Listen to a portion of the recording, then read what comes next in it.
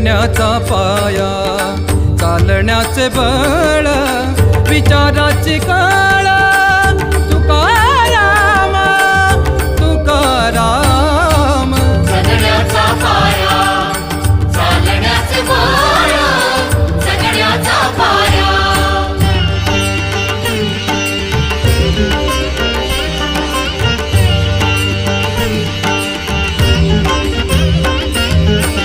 शब्दांचे इमान, अक्षरांचे रान, शब्दांचे इमान, अक्षरांचे रान, अभंगाचे पान.